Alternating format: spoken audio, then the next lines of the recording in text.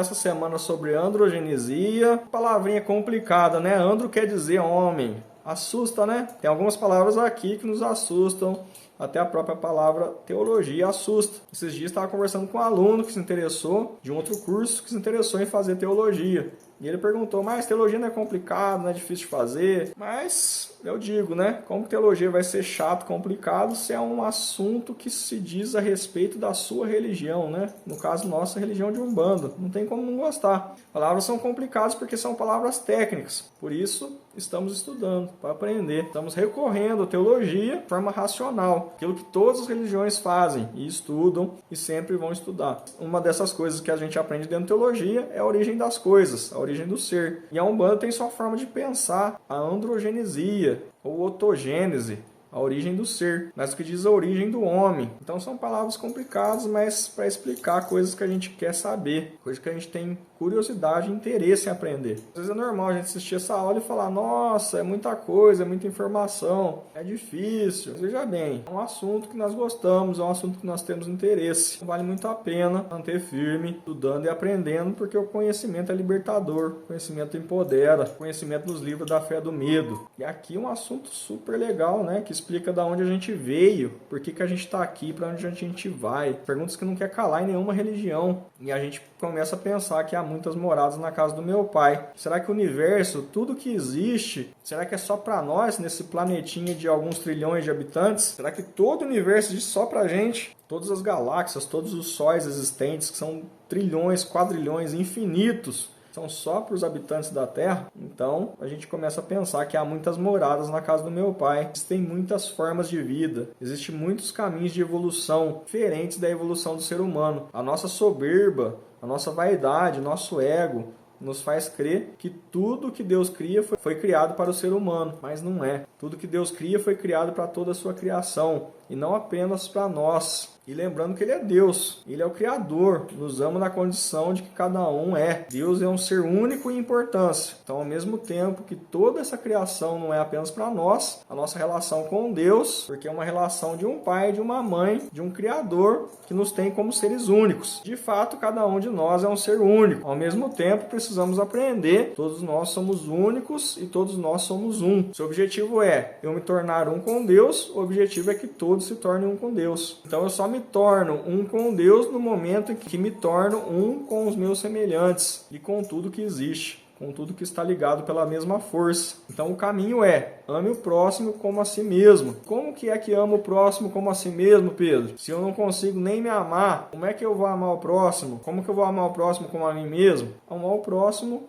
como a mim mesmo é entender que o próximo sou eu, porque todos somos um. O que eu faço ao próximo, estou fazendo para mim. Então são caminhos de reflexão, de pensamento. E aqui, algumas questões são bem técnicas, como a androgenesia. Então, na aula anterior, a gente estava falando da nossa origem em Deus como uma centelha, quando nós saímos do útero divino, do âmago de Deus, e tem um pai e uma mãe, nos esperamos na primeira realidade. E o primeiro plano da vida, a gente pode chamar de plano fatoral. Ali ele tem um pai e uma mãe, são orixás ancestrais. É meu pai e minha mãe ancestral. São orixás fatorais. Pode ser qualquer pai como qualquer mãe. Então quem são esses pais e essas mães que ali estão? Os pais são Oxalá fatoral, Oxumaré fatoral, Oxóssi fatoral, Xangô fatoral, Ogum fatoral, Obaluaê fatoral e Omolu fatoral. E as mães são Logunã fatoral, Oxum fatoral, Obá fatoral, Egunitá fatoral, Iansã fatoral, Nanã fatoral e Iemanjá fatoral. Orixás fatorais. Mas como assim orixás fatorais, Pedro? Orixás não é só um. Existem classes de orixás, divindades e orixás para todas as realidades. Então a primeira realidade é o plano da vida. O plano da vida é o plano fatoral. Com essas 7 dimensões. São dimensões cristalinas, minerais, vegetais, ígneas, eólicas, telúricas e aquáticas, que são as 7 dimensões dos 7 elementos, dos 7 sentidos que tem a ver com as 7 vibrações que existem no nosso corpo, com as 7 linhas de Umbanda. E aí já começamos com o mistério número 7, como centelhas. Nós somos atraídos para o primeiro plano da vida, que é o plano fatoral, por um pai e por uma mãe. Ali nós vamos desenvolvendo como seres inconscientes nessa realidade. Quando alcançaremos uma certa maturidade, ainda inconscientes, no plano fatoral, um outro pai e uma outra mãe de uma outra realidade, chamada realidade essencial, ou seja, o plano da vida essencial, que também tem 7 dimensões, outro orixá essencial, pai, e outro orixá essencial, mãe, nos atraem para uma próxima realidade, que é o segundo plano da vida, que é o plano de vida essencial. E ali nós vamos alcançar uma maturidade, vamos evoluindo. Ali começa a se formar o nosso primeiro formato em torno da centelha. Começa a se formar um corpo fatoral. Agora está sendo formado um corpo essencial. É como se fosse aumentando o que está sendo preparado para o seu desabrochar. E ali a gente vai alcançando uma maturidade até ser atraído por um pai e por uma mãe na próxima realidade, que é a realidade elemental. Também uma realidade de 7 dimensões. Somos atraídos para essa realidade elemental por orixás elementais. E o nosso corpo fatoral foi tornando um corpo essencial. Agora vai surgir um corpo elemental. Mas quais são esses elementos, Pedro? São o cristal, mineral, vegetal, fogo, ar, terra e água. Esses são os elementos das 7 dimensões. Vamos então para uma dessas 7 dimensões, amparados por um pai e por uma mãe orixá. E vamos ficar ali até alcançar uma maturidade. Já aqui a gente começa a tomar uma forma, começa a ter uma expressão, até que somos atraídos para o plano dual. O plano dual tem 32 dimensões. Dual quer dizer que cada dimensão é regida por 2 elementos. São 32 dimensões, onde o fogo e a água não formam uma dimensão. Isso está no livro Doutrina de Teologia de Umbanda, que a gente precisa ler também para complementar esse estudo aqui. É importante que você leia também os materiais de apoio dessa semana para entender melhor e complementar os videoaulas. Nesse plano dual, um pai e uma mãe nos atraem até que a gente alcança uma maturidade dual de 2 elementos, e esse pai e essa mãe nos acompanham até que outros pais e outras mães nos atraem para o mundo encantado, plano encantado ou trienergético. O plano encantado é um plano de 3 elementos. Cada dimensão possui 3 elementos dentro desse plano. Aqui então nós vamos ter 49 dimensões, 3 elementos. Nesse plano encantado, que é o 5º, vamos recapitular para a gente ver certinho. Então a gente tem o primeiro plano, que é o plano fatoral, o segundo plano, que é o plano essencial, o terceiro plano, que é o plano elemental, o quarto plano, que é o plano dual, o 5º plano, que é o plano encantado, e no 5º plano a gente tem 49 dimensões, que é o plano encantado,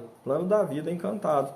Nesse plano vai ser desperto nossos instintos. No 5º plano de vida a gente começa a despertar como seres instintivos, algo que lembra os animais, por exemplo. Não temos consciência, mas temos instinto. Então estamos ali. É o plano encantado. E no encantado começa a surgir uma semi-inconsciência. No encantado estamos para nos preparar para o plano natural, que é o 6º plano da vida. Então ali no encantado já temos o instinto, que surgiu do dual, e começa a surgir uma semi-consciência. A gente começa já a ter uma identidade, uma individualização. Estamos numa realidade anterior à realidade humana. A realidade humana é no próximo plano, que é o 6º plano, que é o plano da vida natural. O plano da vida natural tem 77 dimensões. O plano natural é a dimensão humana. Então, quando a gente alcança a maturidade no plano encantado, a gente é atraído por um pai e por uma mãe orixá para o plano natural. E lá nos seres encantados, eles são seres semiconscientes. Por isso o aspecto dos seres encantados são de crianças, de infantes, de seres muito jovens quando comparados com um adulto do plano natural. Ao alcançar a maturidade no plano encantado, então a gente vem para o plano natural, um plano humano. Para uma dessas dimensões, e ainda restam 76 dimensões nesse plano natural. E para nós que entramos nessa dimensão humana, nós nos tornamos seres humanos que reencarnam.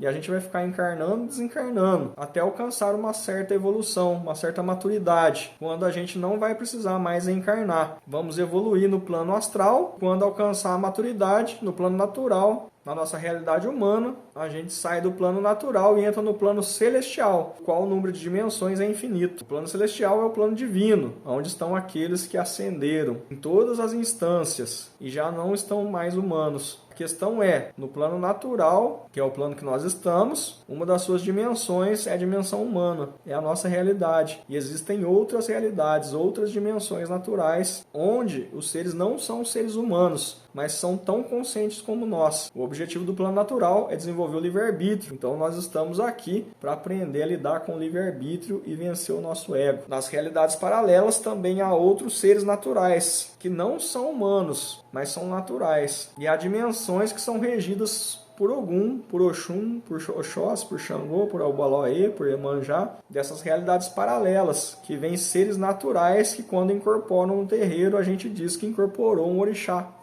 natural, ou naturais dos orixás. Então, uma incorporação de um Xangô numa gira de Umbanda é a incorporação de um ser natural de uma realidade paralela, e não é um ser humano. Diz que incorporou Xangô, não é um pai maior, é um Xangô natural, às vezes uma Iemanjá, e a gente diz que essa ninfa vem do reino de Iemanjá. O que é o reino de Iemanjá? É uma dimensão dentro do plano natural que é regido por Iemanjá. Então é uma natural de Iemanjá, mas também as encantadas de Iemanjá. Algumas sereias são encantadas de Iemanjá.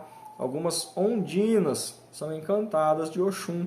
Então são muitas realidades. O importante é entender que nós estamos numa dimensão humana dentro do plano natural, nos desenvolvendo e evoluindo.